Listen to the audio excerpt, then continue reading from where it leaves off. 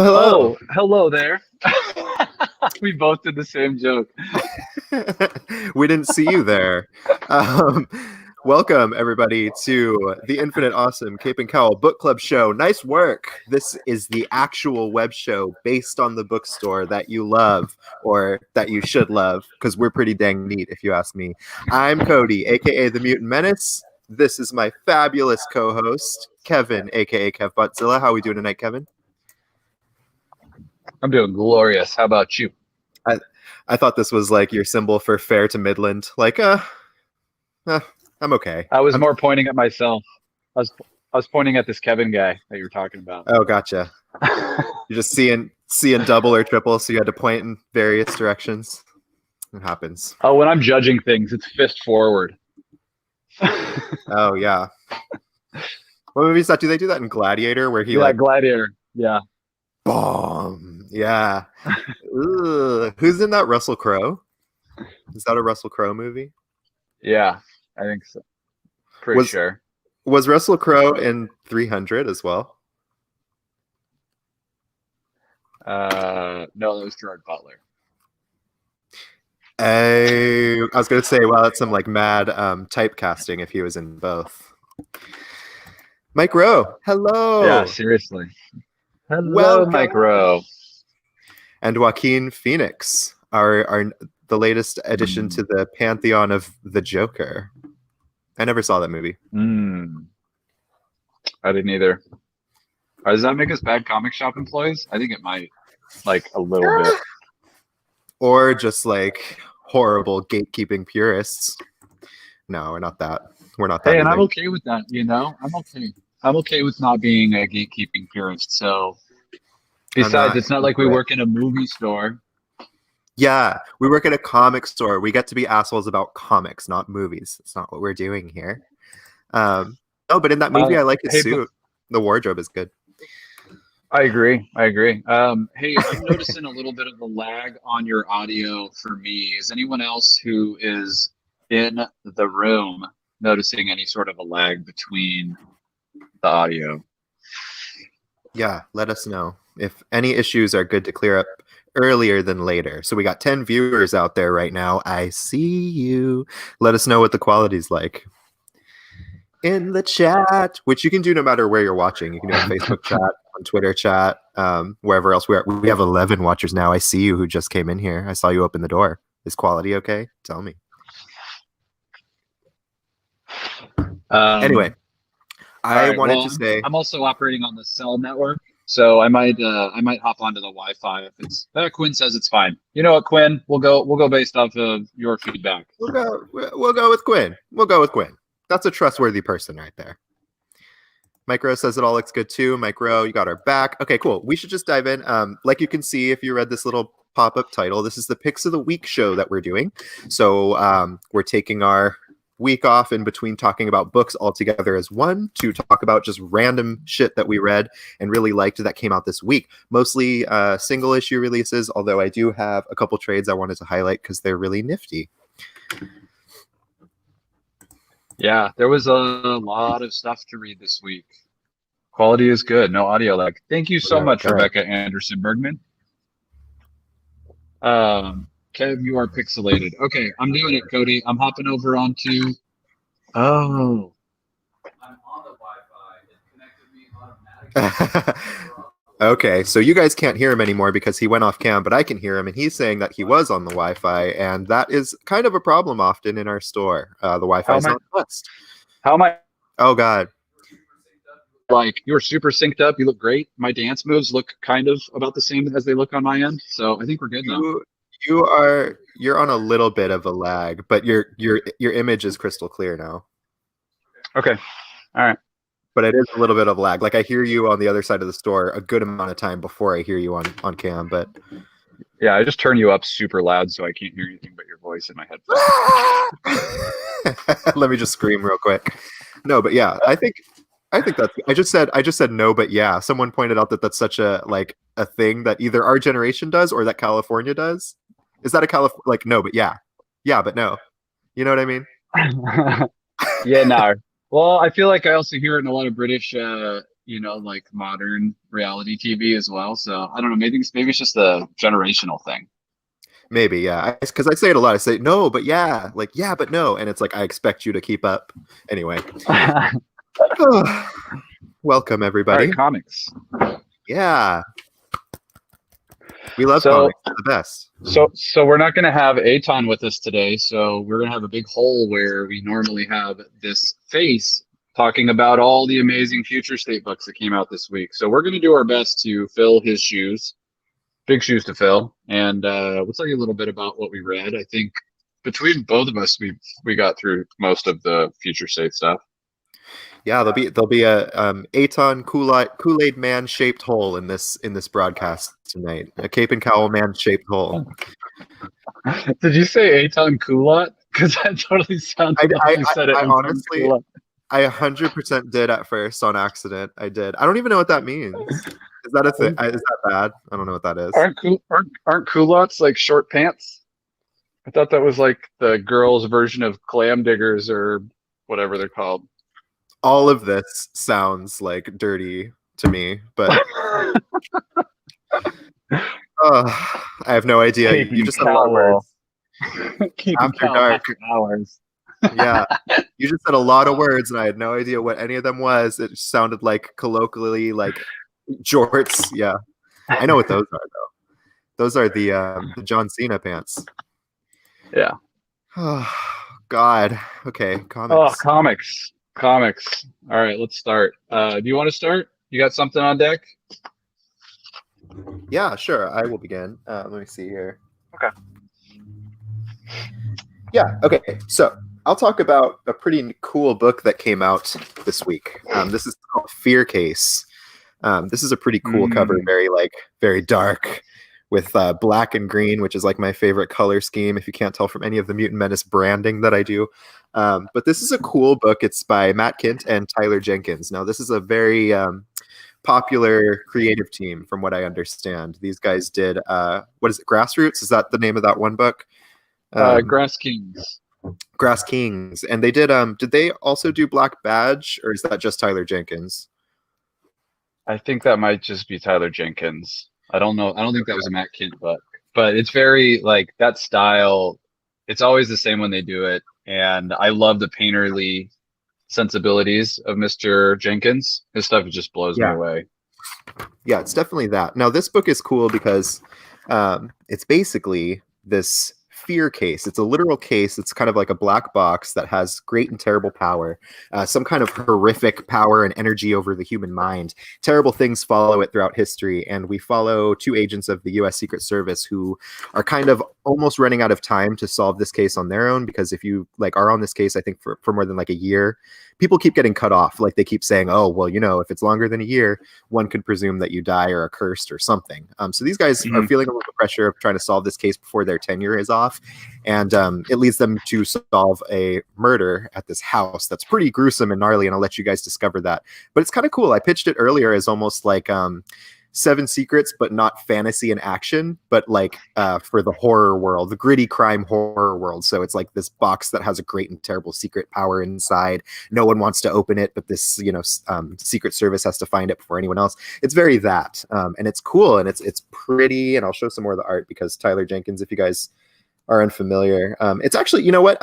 I said it's pretty, but it's almost like ugly, but in a good way, if that makes sense. Like, let me show you. Like this. Like a lot of these panels. Oh yeah. Like the faces, that's not really like pretty, but it's like nice. I don't know. Tyler, I like Tyler Jenkins. The last thing I read of Tyler Jenkins was King of Nowhere, which was a book he did with the Martin Prince, who wrote Ice Cream Man. He writes Ice Cream Man. That's a good spread right there. Yeah, opening page. That's nice. Yeah, I always love those big thematic title spreads. Yeah, me too. They did that in King in Black. I mean, any book that does a double page title spread, excellent. Something is killing children too. How Something is Killing Children will do it like a couple pages in, and it just hits you across so good. Yeah. Fear Case was cool. It also reminded me kind of, or gave me the same sort of vibes that I got from, do you remember the old Heavy Metal movie? Where everyone's kind of pursuing that item. that like drives them crazy or makes them kill people or whatever. I don't Yeah, even remember all the such a cool details, movie. but I do remember it being this mysterious item that was constantly sought after. And then American Dad even did one where it was like a golden turd with jewels in it that everyone was like, anytime someone would find it, they would kill to have it. So this isn't like the first time that I've seen like the cool mysterious box pop up time and Yeah, time again in stories, but this was by done in a far. really cool way. Um, the to expand a little bit on the premise Cody talked about, so the Secret Service has this fear case as one of their cold cases to solve because it stems from back when the Secret Service was the first and only intelligence agency in the United States.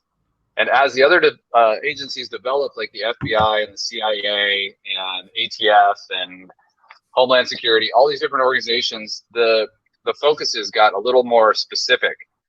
However, the Secret Service decided they wanted to hold on to jurisdiction over this particular case, and then they use it as sort of a hazing ritual for new Yeah, employees. They get, like Cody was saying, they get 1 year to solve it, and our story picks up right with these two guys who have been on the case for a year minus 3 weeks, and that's all they have is 3 weeks left to figure out the fear case. And they uncover a lead that no one has uncovered in a really long time of working on this case. So it's super fun. I think it's going to be great, especially when they start to illustrate a bit more of like the horror aspect and the creepy powers that the fear case has. yeah. I'm sure it's going to be amazing. And it's very graphic. So like there's a big spread of like the actual murder and they show like the body that's torn up. So it's a lot. So, warning on that, it's a visually pretty gnarly book, but it was cool. It was a cool start. Oh, hold on. I want to show you guys the B cover for it in case you Yeah, the B are a cover's cover cool. hunter. You love covers. Look at this B cover. And it's two agents who I really like the bond that they seem to share. They kind of have this playful back and forth, like any buddy cop or procedural has. This book has that, so that's another trope. If you're a fan of that kind of fiction trope, you get that here in spades. So that's going to be fun. So yeah, fun. Excellent. Spooky book. That was one of my favorites too. I feel like it's been a while since we've had a good Matt Kent, Tyler Jenkins book. So Yeah, I'm here for it. Yeah, like I said, the last Tyler Jenkins thing I read that was a semi-recent release was King of Nowhere, which is a book a lot of people slept on, but it's by the guy who writes Ice Cream Man, and it's basically this like dreamy kind of basically that's how it feels. The whole thing feels like a big dream. I promise you it's far more interesting than that. Nobody wakes up at the end and goes, "Oh, that was weird." So don't worry. But it's very dreamlike. Bomb Queen. There's like a bunch of like anthropomorphic animals that wear clothes, and like there's one of the main characters is a drunk he's like an alcoholic salmon. So I love that kind of thing, like animal people. I don't know. It's not like a furry book, but whatever. Just read it. Tyler Jenkins does the art. It's fun. and we have the paperback in. So did you ever read Grass Kings? No, I haven't. So it's like about this squatter, essentially like a squatter settlement, like in the middle of the country, up in the mountains, where there's not really a lot of law. These people have been living in this like town or settlement forever, and so like they are basically the de facto government of this small insular town where they don't allow the police in, they don't allow outsiders in, and the whole story picks up right as a young girl goes missing from a nearby town, and the cops wander into this place to try and find her. And it's like the dude who runs the town is like a creepy cult leader guy, kind of, but not really, minus the cult part. It's wild. It's like a murder investigation in a lawless town in the middle of America. Yeah, that sounds spooky. Yeah, it's cool. Especially you can imagine with their art, it's done really, really well. But yeah, cool. All right, Fear Case. Check it out. We got plenty of copies. I think we got like a few of the A covers, a few of the B covers. So take your pick. Almost hit myself in the eyeball with it, but yeah, it's good. Woo! It's that kind of day, right? Just smack yourself in the eyeball kind of day. Very much. See if we have any. So we're going to be, since we don't have Eitan here, we're not concerned about our ability to ramble for an hour, but we also want to make sure that if you guys want to hear about any particular book that came out this week and we haven't brought it up, ask for it. If it's something we read, we would be super down to grab it and tell you what our thoughts were on it, even if it's just the cover or the art. We will go over a couple things tonight that are. We just want to show you the cover because it's badass. Yeah. In fact, Primus 4000. When can we go inside Cape and Cowl? You know what? I don't know. Hopefully soon. We're working on expanding, and when the middle wall comes down and we get all figured out, opening up with double the space, we're also going to have to maybe staff up a little bit. So there's some infrastructure things that need to happen before we can open the doors to the public. But stay tuned. Keep subscribed to our emails and stay on social media. We will let you know. Yes. I know we miss all you guys too. Trust me, we definitely miss it. And here we go. I think this is a good time to do it. George Dominguez is asking about Venom. All right, let's talk about Venom, George. Asking you shall receive. Okay, so you're not reading Venom, right, Cody? No, but I was going to say I'm not worried about spoilers, but some people in here might, so never mind. Yeah. I won't give any spoilers. Other than I might spoil some of the previous issues. If you're not caught up, you might want to turn the volume down or ignore me for a minute. It's pretty easy to do. So Venom 33, super cool cover, totally horror cover. Look at Null inside of Eddie Brock's mouth. Inside of the Venom mouth, it's kind of like a repeating loop. Yeah. So in the last issue that we got, Eddie Brock and Null had a confrontation atop a building, which resulted in him ripping Eddie Brock's symbiote from him and absorbing it back into the symbiote hive mind and dropping Eddie Brock off a building into a car where he was severely injured and kind of came to inside of the hive mind. And we were left with this idea that they could maybe try to figure out a way to manifest back in the real world to keep fighting Null. And it seemed kind of like a pipe dream, but in this issue, they explore the hive mind a little bit more. And it's like an actual place. And I'm going to show it to you guys. He also meets up with Strickland and Thompson, Agent Venom. And they got to bring the hurt to Null. So here's a cool double page spread from inside. He's getting ready to go down to that creepy, slimy red world and fuck Null up.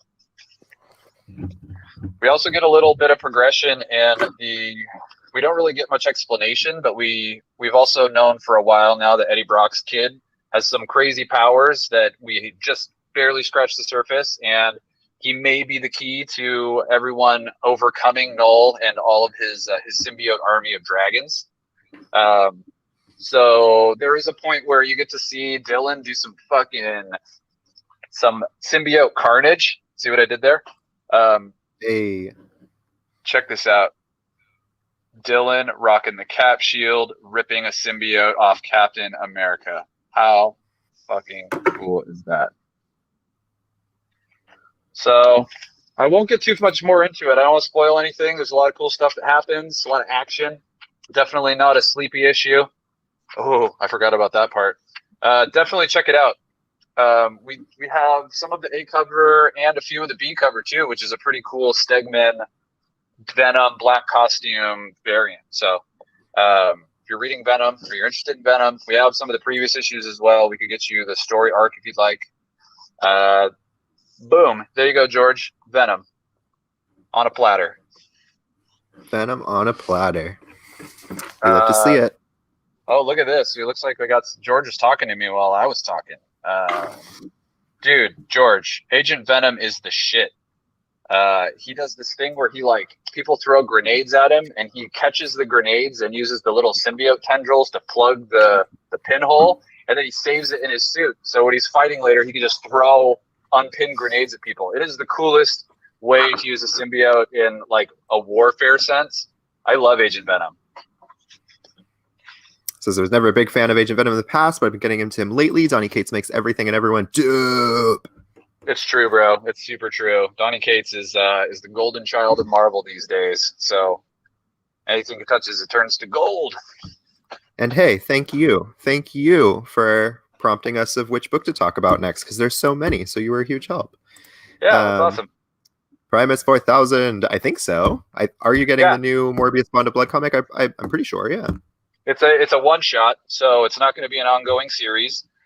You might even be able to go to our Comic Hub app and search for Bond of Blood and add it to your list, or add a pre-order if you want. Otherwise, when it comes out, we will certainly be getting it. Though I don't know how many. Sometimes those one shots we order kind of low, so it might be a good idea to contact the shop when we're open or send an email in so that we have track of that communication about your wishes and desires. Certainly do so. Cool. So keep bringing out books you want us to talk about, and we will just keep on moving forward with our own plans here. Thanks, everybody. That was awesome, George. Thank you. Yeah, so in keeping with the King in Black business, I wanted to talk about a tie-in situation that came out this week. This is King in Black Marauders #1. This is written by Jerry Duggan, who is doing the Marauders book. For anyone not reading Marauders, I highly recommend it. In my opinion, one of the strongest books of the Dawn of X / Reign of X that we have entered now. All in all, one of the best X books on the stands right now. Jerry Duggan has a great voice on these characters, and this issue is so much more than a King in Black tie-in. It's honestly just another Marauders issue, and that makes it sound boring, but it's actually like a good installment in the adventures of Kate and her crew. Kate is kind of like this pirate right now, dealing in like black market stuff for Emma Frost, and in this issue, we see her liberating a bunch of slaves that were being trafficked by these guys on this boat, and it's all happening like in the midst of the reign of symbiote dragons that's happening. You see her pet dragon and best friend Lockheed get into some fights with some of the symbiote dragons, which is amazing because, of course, he kicks their ass. It's Lockheed. Anybody who knows Lockheed knows that you don't mess with Lockheed, especially you don't mess with Kate around Lockheed. So it's great. And you get Bishop doing badass shit. The whole crew takes part in this. So Iceman, Pyro makes his return. He still has his skull tattoo on his face. Yes. We've been missing Pyro in Marauders, so it was great to see him again. So all in all, if you are down for a good swashbuckling adventures and you're liking Marauders, pick this up because I'm not a big King in Black guy. The event isn't really working for me, but some of the tie-ins have been really, really fun, and especially this one being kind of X-Men biased as I am. I was invested in the adventures of these characters. So if you didn't know about it and you're subscribed to Marauders and a lot of X books, put this on your radar. It's worth it. It's a fun comic. Hey, give us a sweet close up on that cover. I thought that art on there was freaking gorgeous. Is that a Dowderman cover? You know what? I think it is. Yeah. Here, let me see. Like I just liked the balance between the ice powered character and the fire powered character, and then you got Lockheed's flames. It's fucking pretty. Yeah, it's awesome. So good. This is such a good team.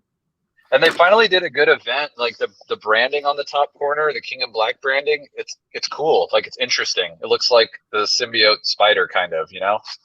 It does, and it's kind of like encroaching on the cover, like it's kind of crawling over it or slithering over it, which is kind of neat. Yeah, the trade dress is nice for this event. That's one good thing I could say. Anyway. Here, let's get a little weird, everybody. I got a cool one. Oh, I did see a request in the chat here by Mr. Michael Bro for Tartarus. You know, Mike, I'm sorry to say that I'm a little behind on Tartarus, but I can tell you it's awesome. Even without being caught up, I know it's awesome. The first, several issues that I've read are the best. So, unfortunately, I don't have any info to give you about the new issue. But check back with me. I'll try to catch up on my days off this week so we can talk about it next week. Yeah, so there's a new issue of Tartarus out. Mike, you're going to hate me. I know we've talked about Tartarus. We both were huge fans. I read the entirety of the first volume, and I love it. And I have not fallen off of the Tartarus train for any reason other than I got too backed up. So I hate to say it, but I'm awaiting the second trade. And when the second trade comes out, I'm going to reread the first trade because I adored it. I really, really love that book. So to mention it a little bit, this is a great book for fans of world building sci-fi. some space stuff, but also very a lot of like social commentary slipped in there, and all in all, just kind of a young female lead who's finding out things about her roots and her beginnings that she didn't know. That's entirely reshaping the context of her place in these like space colonies and warring systems. It's great. The world building and mythology put into it a lot. I mean, it's called Tartarus, so there's a good amount of mythology injected in it naturally that way, but there's all kinds of tarot symbology. It's such a cool book. It's so rich in mythology, and it's great. Mike Rowe, you haven't been my friend ever since I told you that I don't like Once and Future, so I don't know why you're acting. I thought you already didn't like me. I'm just kidding. We good. I love Tartarus though, and I'm gonna definitely read the second volume, but I want to reread the first, like I said, because it's fuzzy. But all right, let's get to something weird. I said a second ago I was going to do something weird. You know what, Mike Rowe? You just unfriend him. That's fine. Mike is reading time because I stole his PlayStation. Okay, all right. So the weird one, and I'm only going to spend a second on this because there are some super good books that I want to talk about. But since I was one of the only people that subscribed to this before it came out, I wanted to show you guys what you were missing with Avengers Mech Strike. You definitely need a little bit of Avengers meets Transformers in your life. The team. Now, I don't know how this all goes down in the midst of the King in Black stuff that's going on. It seems to be a little bit out of continuity or out of the main, what's going on. It's written by Jed McKay, who does Black Cat. So it's pretty fun. It's really cool. We start out with this like sort of splash page where we see this new sort of creature that the team is fighting, which is a biomechanic adaptoid. Every punch they give it, every blast, it just absorbs it and grows larger to the point where even Hulk's not having that great a time. So they realize that the only one of the weaknesses of this adaptoid is vibranium. So you know that T'Challa's got some sweet plans to build the team a bunch of vibranium-laced motherfucking mech suits, son. Each mech suit is designed to work with the individual person's powers. So you can see like the Thor one's got like a hammer. You got a Spidey mech suit. I cannot wait to see what that mech suit Spidey can do. The Hulk one. Anyways, it's kind of a dumb idea, but I loved it. I thought it was super fun because I love me some Transformers. So if you want a goofy Avengers book that just popped up, I would check it out. Who knows? Disney Plus may end up throwing an Avengers Mech Strike up on the streaming rotation at some point. So you never know. Okay, moving on. That was quick. That was like 2 minutes. I just don't know where that book came from. It's so random. I think it is just a one-off though too. I don't expect them to be in continuity, but it's fun. Yeah. There's definitely a market for mechs and Transformers, and it's a very random little 5 issues. Come out. Yeah. All right, go ahead, Cody. Give us something sweet. Okay. Well, I'm going to do something a little bit different. I wanted to highlight a really cool trade paperback that came out. This is the Scarlet Witch by James Robinson Complete Collection. This is a very timely release on the part of Marvel Publishing. This book collects the entirety of James Robinson's run, featuring a host of artists. There's a lot of artists in the book. That's one of the things that made it a little bit grating to some, I think, is how the artists would change. But it's a very, very cool story. It gives you a grasp of where Wanda is in the new age of Marvel. At that time, it was like all different Marvel Part 2 or something. I don't remember. But it gives you this is kind of what Wanda was doing when we got the Vision by Tom King book. So this is kind of Wanda's side of where she ended up.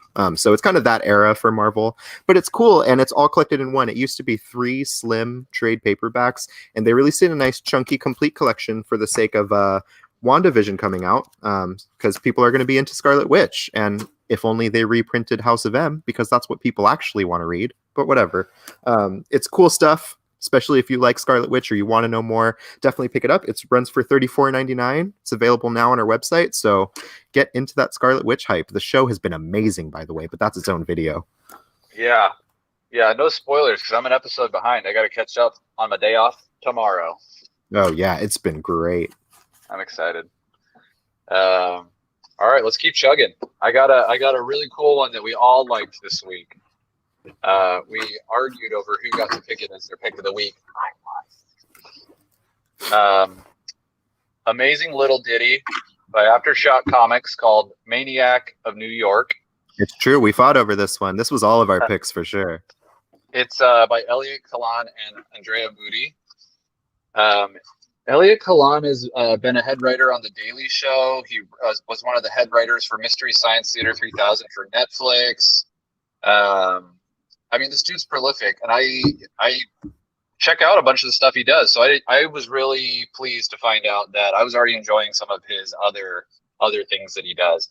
But this is essentially like if Jason left the campground after he was done doing his thing, and he came to the Big Apple, and the Big Apple couldn't do shit about it, to the point that he just becomes a force of nature that exists in the city, where, you know, young girls who are going home at night are like, what time is it? We got to watch out for the maniac. Let's get home quick.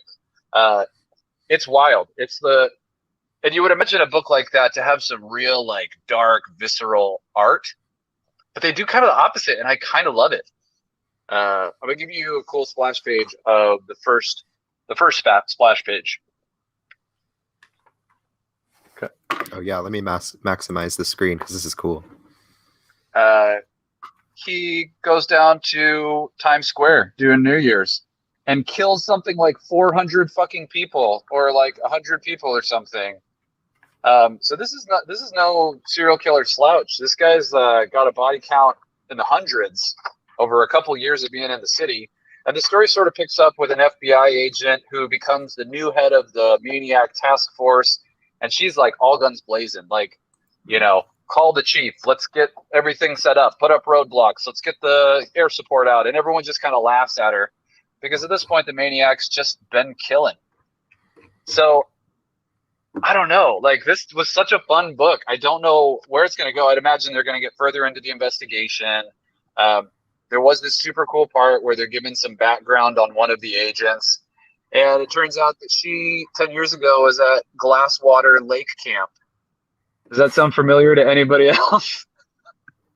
What was the one from the Jason movies?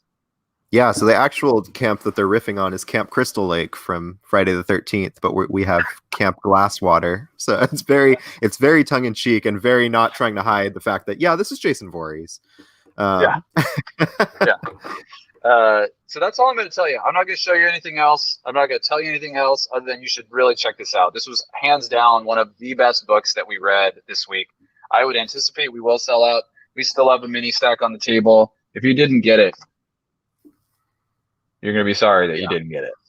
This is a great book for fans of horror, specifically the slasher genre. There's a lot to be had here. And what's striking about this book to me is you mentioned it when they laugh at the new agent on the task force, how she's like guns ablazing and ready to go. But her kind of her foil in this is kind of a hard-boiled. I think she's with the FBI, and she has she also is dedicated to finding this killer, but she's actually like she's taken a more cynical approach. And she's just like, you know, he's kind of the holy reckoning on a city that's lost its way, blah, blah, blah, blah. So it just shows you how deep people have gone to kind of accept this as the city's curse, which is pretty interesting. And it's a cool idea. And it seems like the lost Friday the 13th installment that we're finally. Yeah.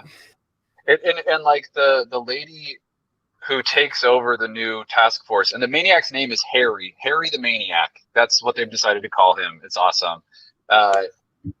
But the lady who's the new head of the task force, she volunteered to be on this task force, whereas everyone else who's ever been the head of this task force or worked on the task force has been given that role because they fucked up or did something wrong and they're being punished. So that's kind of the mentality in place as this whole story starts, with this new head of the task force about to take on Harry the Maniac, however she sees fit.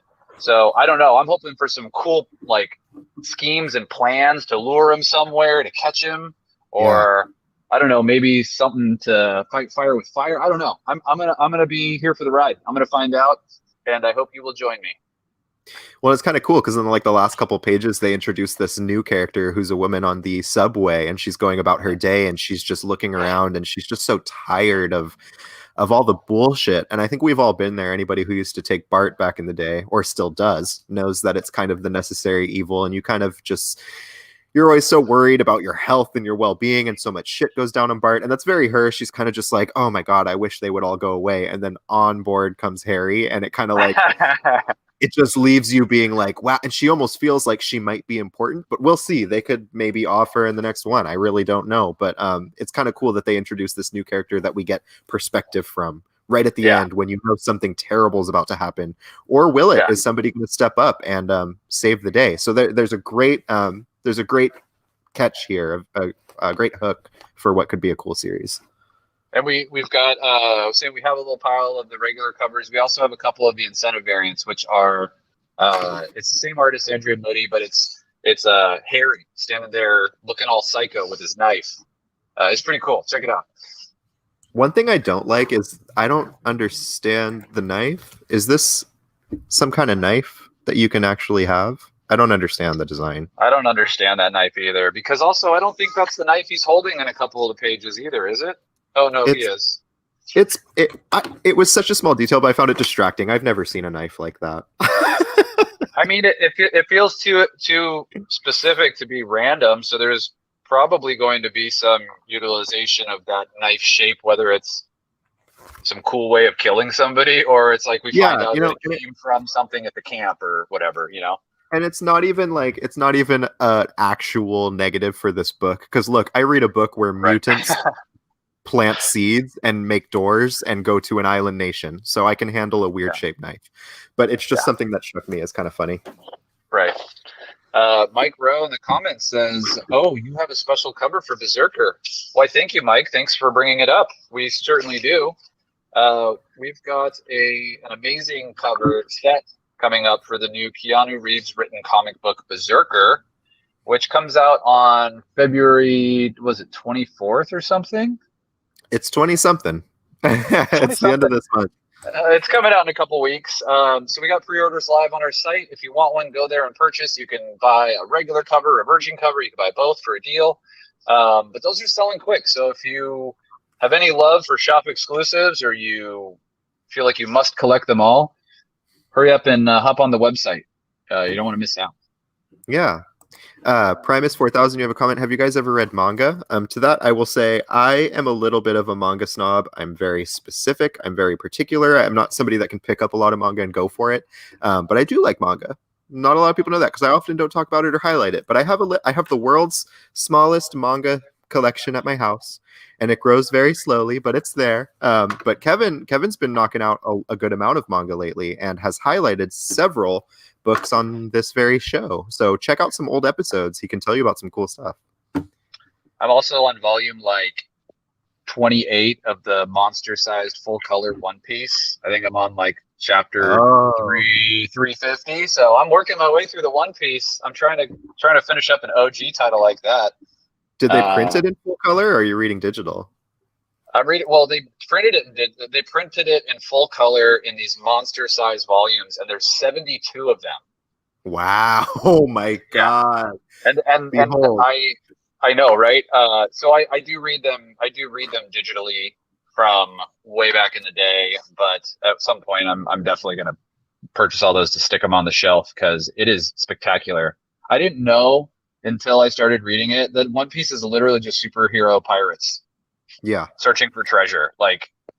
God, I don't know I why remember I'm such a dumbass and didn't start reading it earlier. Yeah, I remember, funny little origin story right now. When I had a very, very tertiary understanding of comics when I was little. I actually didn't grow up with comics. I found them a little bit later. But you know what I did find sooner, in middle school, was manga. So I was big on manga in middle school and into high school. I was reading a lot. And it's kind of like old fogey stuff now that people don't even talk about, like Angel Sanctuary, Legal Drug, some Clamp stuff, Tsubasa. So I actually read a lot of manga back in the day. Cardcaptor Sakura, some Clamp stuff, like I said. And one of the things I read, I started with Shonen Jump, which is the magazine-sized publication that you could find at Safeway in the magazine aisle. And I used to go to Walden Books and like Barnes and Noble and Copperfield's, places people don't even talk about anymore. And I used to get manga pretty fucking religiously.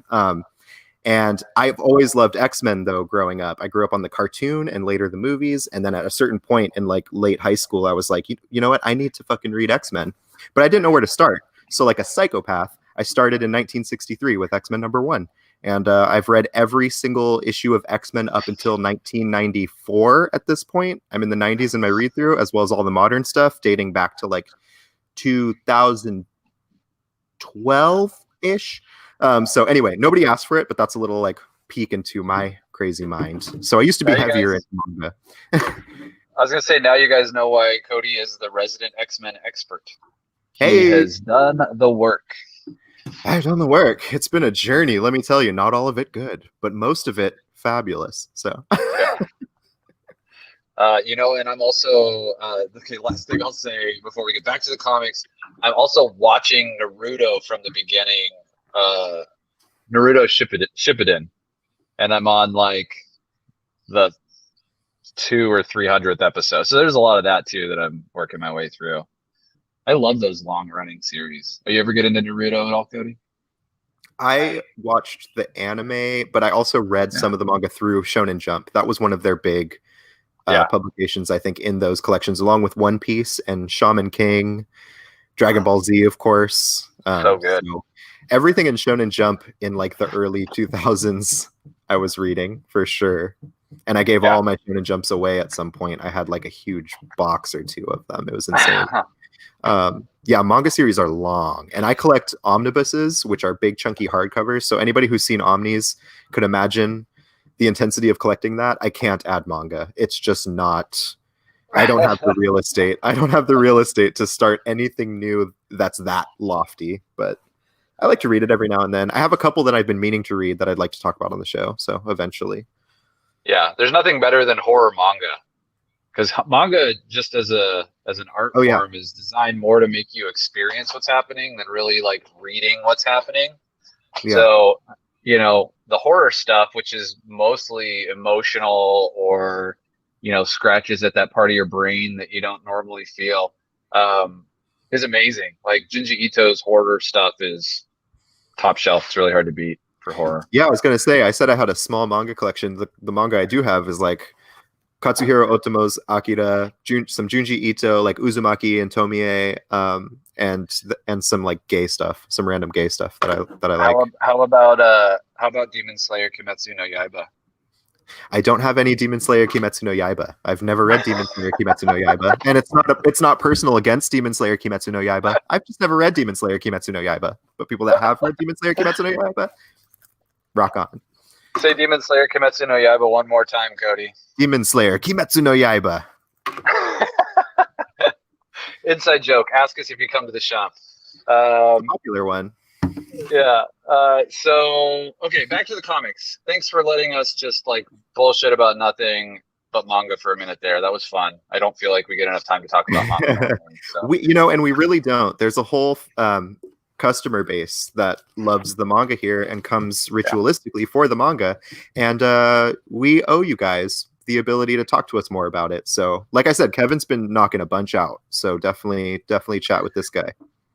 Dude, and if you want me to read something for you to tell you if it's worth buying, let me know. I'll do it. I'll do it on a lunch break. I read really fast, and I remember a lot of what I read, so I can do it. Yeah, for those who don't know, Kevin can knock out like a solid trade on a lunch break. Like, he doesn't fuck around, so he will read something and tell you what he thinks. Same day, probably. Same day delivery. He's like Amazon Prime, but like less horrible to his coworkers and employees. Yeah, no shipping charges. I guess Prime doesn't really have shipping charges anyways. Bad joke, Kevin. You could have done better. Wop, wop, wop. Back to the comics. Woo-hoo. As I keep trying to tell myself. Let's do some Future State. I feel like we did a little Marvel, we did a little indie. Did you read any Future State that you wanted to talk about? I haven't read any Future State this week. I'm so sorry. I was so tired. That's okay. All right, so I'll go through just not rapid fire, but I'll go through a couple Future State books real quick. I pulled some. I did pull some. I pulled Swamp Thing this week because I love Rom V and I love Swamp Thing. So, and it was amazing. In the first issue, we get Swamp Thing kind of wandering the earth with one of the last human tribes, seeking other humans that have survived whatever caused this wasteland that they're wandering through. And this issue picks up with, you get a bit more information about what caused this apocalypse and what Swamp Thing's connection to it is. okay. And you get a little bit more about humanity and what they've been doing. And like, is humanity actually wiped out, or is this little tribe just roaming around outside the areas that humanity likes to populate? Check out issue 2 and find out. It's top notch. Now, Kevin, I am so happy to hear you say that because, yeah, for the first issue was good, but I needed more, and I knew that. I hoped that issue 2 would clear it up. So that's cool. Oh my god! And you get a little bit of Papa Swamp Thing, like just kind of doing his like fatherly duties and like guiding these, newborn humans or like chickling humans that don't really know what the fuck is going on. Like him just being the ultimate voice of wisdom is always somewhere that is always something that I've heard in my head when I think about the way Swamp Thing communicates and the way that he passes knowledge on. It just always seems so wise to me. So, I think they nailed it. This is incredible. Let me see if I can show you guys a cool page real quick, and then I'll move on to another Future State book. I'm wondering if he still like speaks in all those ellipses to give you the sense that it's taking him a long time to talk, because that was always so funny to me. Like there was always like I think Alan Moore liked to use a lot of ellipses. But, Mike Rowe, this is a question I asked Mike when Future State was starting, and is all the future states in the same time? And because in Wonder Woman, Swamp Thing is a tree. I think the answer is no. I think these are all disparate times, maybe not entire differently timeline. I don't know, but I know that it's not at one specific point in the future. It's divergent. I don't know if it's times or timelines or realities, but no. I was going to say, think of it like this: like when at the end of Death Metal they won or whatever, all the realities are sort of recast. So these are some of those alternate realities that could potentially have been recast. That okay. Yeah. I don't think it's like potentially these are happening in these various micro worlds that are going on, or maybe it's the same world. I don't know if that's been explained. But at the end of Future State, I'm hoping we get a little bit more information with regards to each of the titles and how they wrap up, and we get to the next stage of DC stuff, which is all the post Future State that comes out in like another couple months. So I'm not entirely sure. I know that they're all kind of in a far-flung future where I don't know. We've talked about this too, Cody. It's like they won in Death Metal, and they were supposed to create this world that was glorious for superheroes and people alike. And all we're getting are Future State stories of just these fucking dystopian wastelands with like shitty rulers and like authoritarian governments and just all this ridiculous shit. I don't know. I really don't know, guys. When we get closer to the end, I'm hoping a little bit more is explained. But for the most part, all the titles have done a pretty good job of setting up the antagonists real clearly. At least you know who's who, and pushing the story forward. So I think that in this story, though, this specific one, Mike, I think this Swamp Thing is a different person who's manifesting the green, because it's not Alec or it's not whoever. I asked this during the first issue when we talked about it, and it's a different person. I don't think it's the same Swamp Thing that we had in the previous iteration. So yeah, take that how you will. It was cool. Definitely read it. Even though you might not get clarity on the overarching plans for Future State, you will definitely get clarity on what the hell's going on with Swamp Thing in this weird world he's wandering. Did you hear that alliteration? I'm so proud of myself. That was great.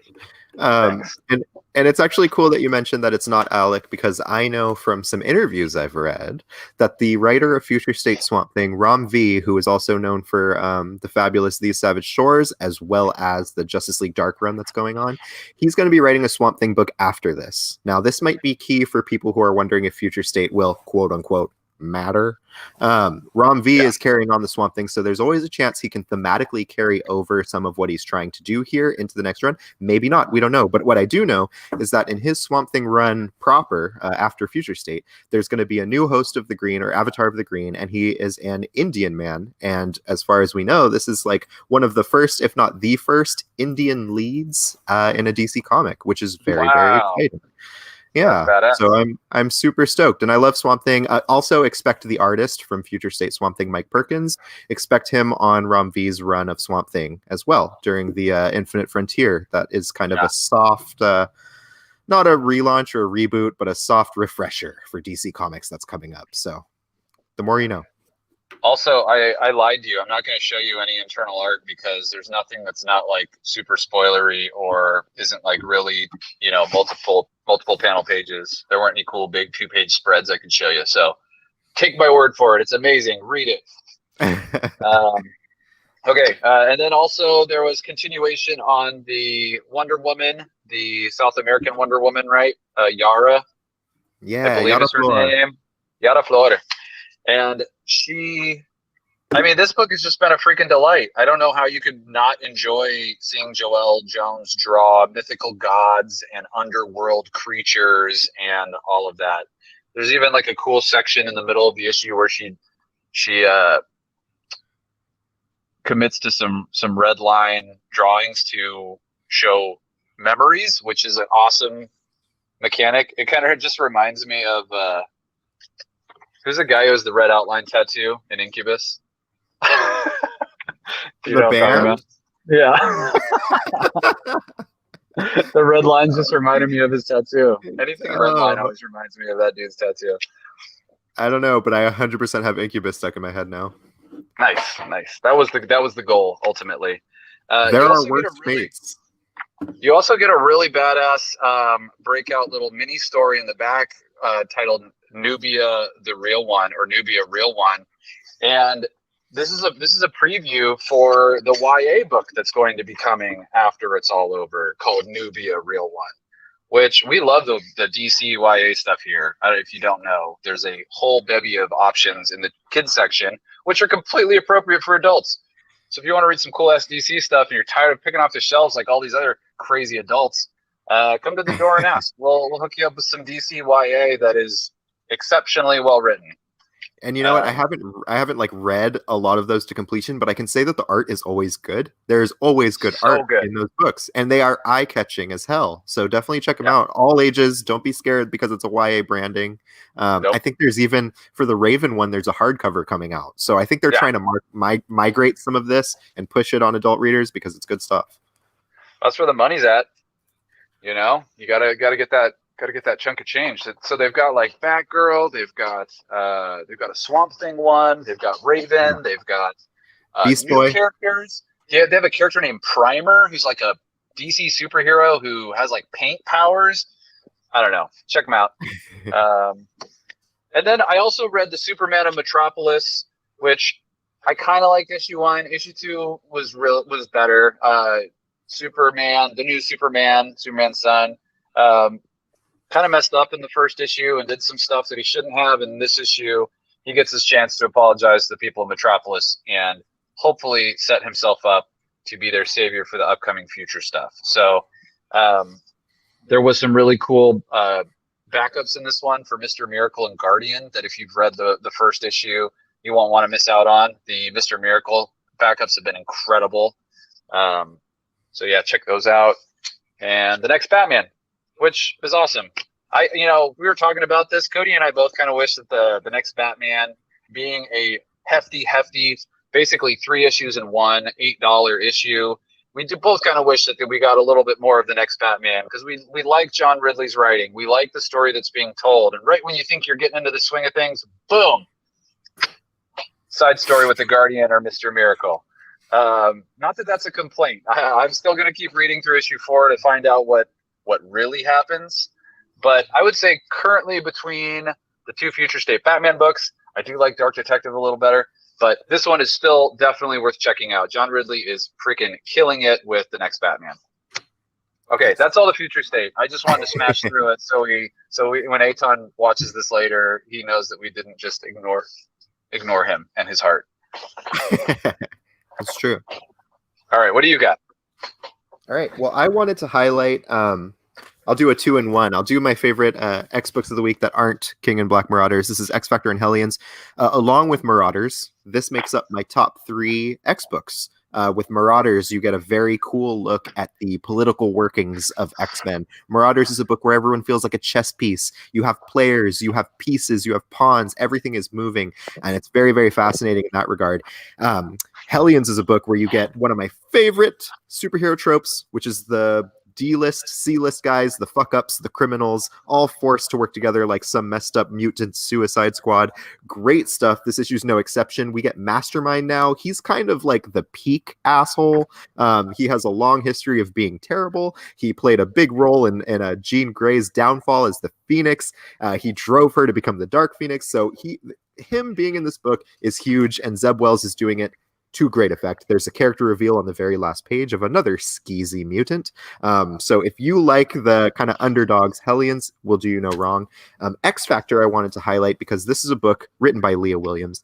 Leah Williams excels in character work. This is a character drama. This is not your typical superhero book. I'm so glad about that because one of the things I love the most about superheroes is their internal drama, and Leah Williams nails it. This is also some of the most clear, concise, visible queer representation you can find in comics right now. There are gay people everywhere. There are bi people everywhere. It's fantastic. It really gives you a look for the diversity that Krakoa and X-Men as a whole has to offer.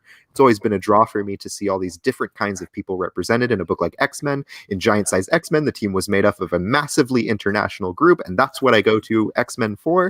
And this book is kind of taking the time to establish relationships, to continue established ones from the past. More than anything, I love the way that Leah Williams is mining Peter David's X Factor continuity.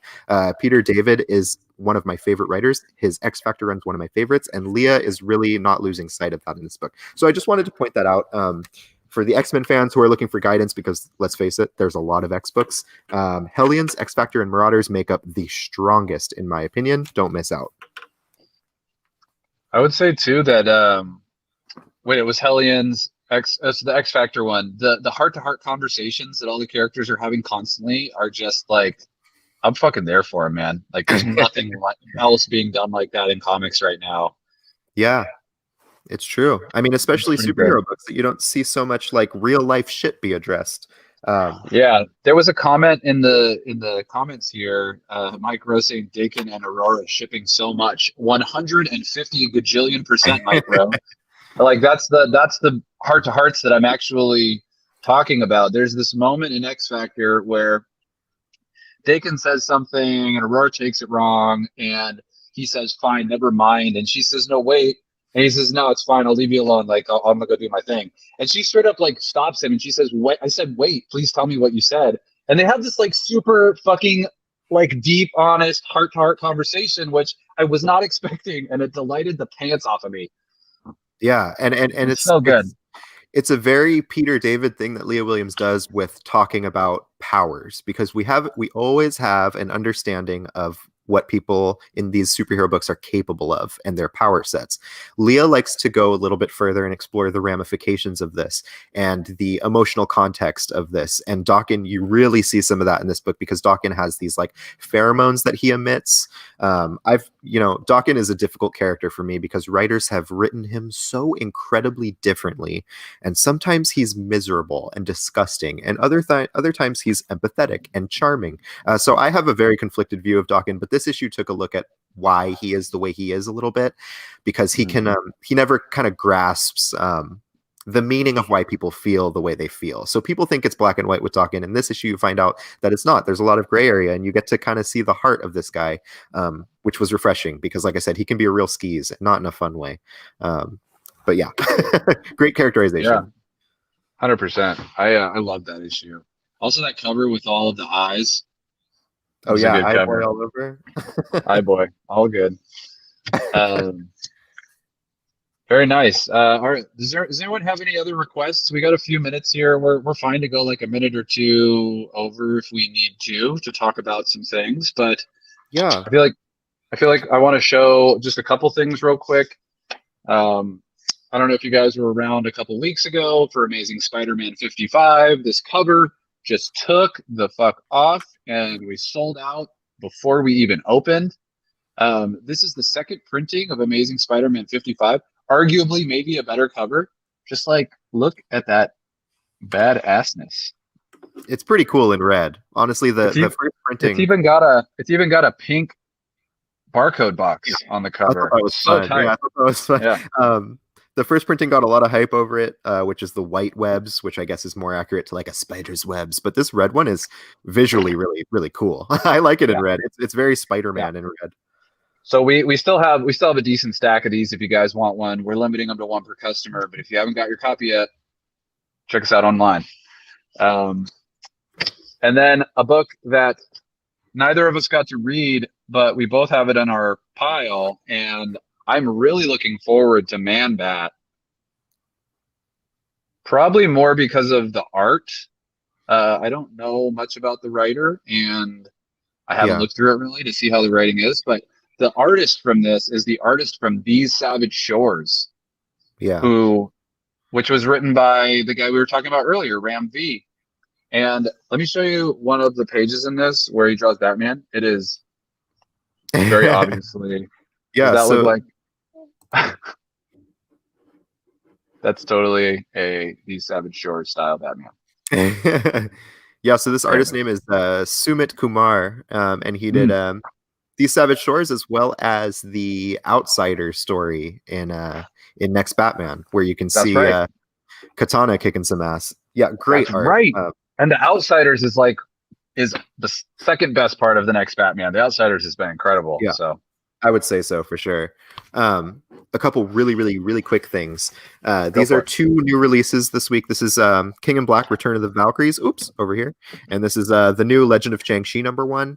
I was a little bit bummed that Gene Wen Yang's Shang-Chi run was ending. I feel like, and Kevin talks about this in the store a lot, about how people don't really give these creators enough room to breathe. They cut them short at a mini, and that's the agreement, and it's whatever. And you often find if a mini series is good, you usually leave just feeling like the creators really could have spread their wings more. That was the case with Gene Yang Shang-Chi. I feel like it had a lot of possibilities, cut short just by the nature of it being a mini. So we were all a little bit skeptical going into Legend of Shang-Chi, but I wanted to highlight it for you X fans out there, because I am the Mutant Menace and I have to do my job.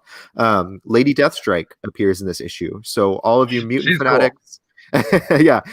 X-Men people, mutant fanatics, if you want to see a mutant pop up in a book that you wouldn't expect, check out Lady Deathstrike in Legend of Shang-Chi #1. This is by Alyssa Wong and Andy Tong, so check that out. I can't recommend Gene Yang's book enough, though. If you guys missed out on his Shang-Chi miniseries, it's great.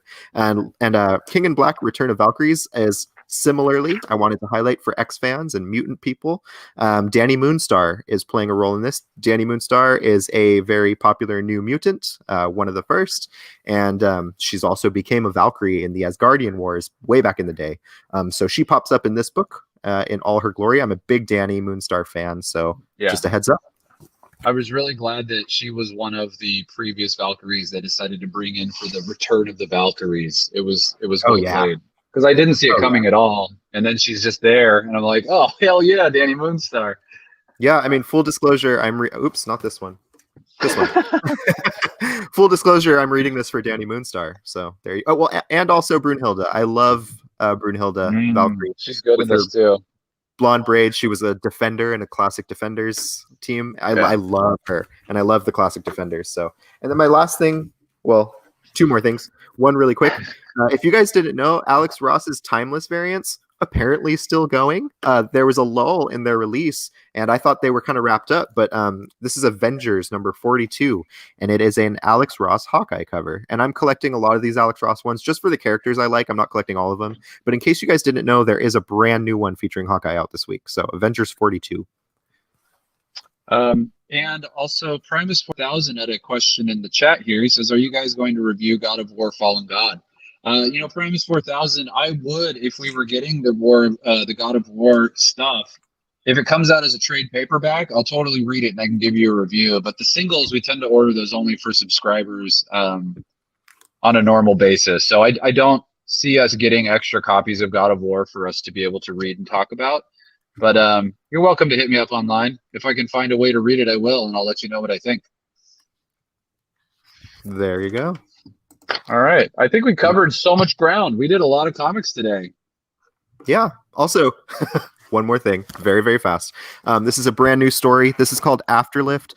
This was actually a Comixology release. This was a digital exclusive. Blech, I know. Blech. But guess what? Now you can read it in print. This is by Chip Zdarsky, as well as art by Jason Liu, and lettering by Aditya Bidikar, who I love. I love Bidikar's lettering. But this is a great book.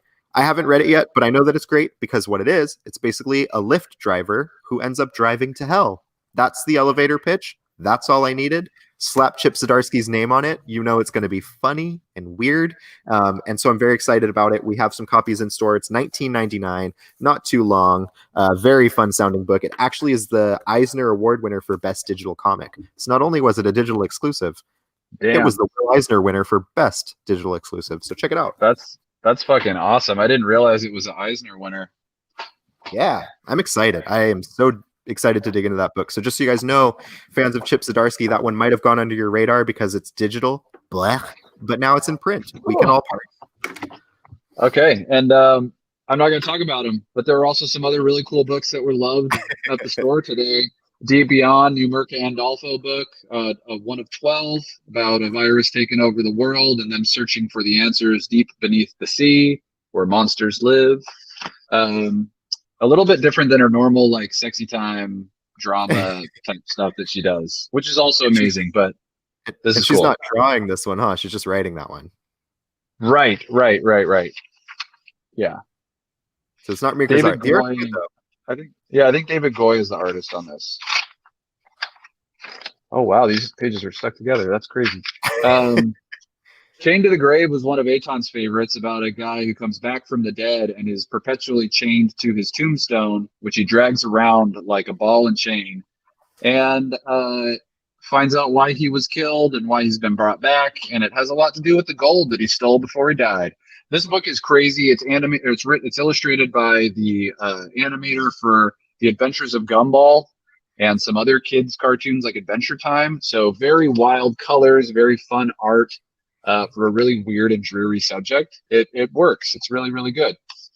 And then, of course, last but not least, the final issue of Hellblazer Rise and Fall. If you've been reading this, don't miss the 3rd issue. It's great. I won't say anything else because it would probably spoil it. And I don't want to do that. Yeah, and this is the Tom Taylor and Derek Robertson, and the hardcover collection will be on FOC soon. So people that like Hellblazer and Derek Robertson and or Tom Taylor, keep your eye on that hardcover collection. Jump on your pre-order. Awesome. Thanks, guys. This was a fun show. This is a little bit different than our normal format, but I think we fucking nailed it. Also, Micro, I believe that Far Sector is a 12-issue maxi. 2 more. Yeah. So it's a 12-issue maxi. Expect a paperback soon, and thank God, because that means I'm finally going to read it. I've been trade waiting ever since issue 4, so I'm excited to pick up. I'm definitely pre-ordering, and I will read it in paperback, so I'm stoked. And she's a beloved character, Mike. I don't think that her character is going away anytime soon. I would imagine after the maxi ends that she'll be brought into the fold. That's my hope, at least. She is in a Future State Justice League, so hopefully they do even more with her, though. Yeah. Oh, and the issue this week's so good. Anyways, that's it. You guys are great. Thanks for hanging out with us. We're 10 minutes over. This is crazy. My bride's here. I love you. All right, we got to go. Love you guys. Thanks so much for watching.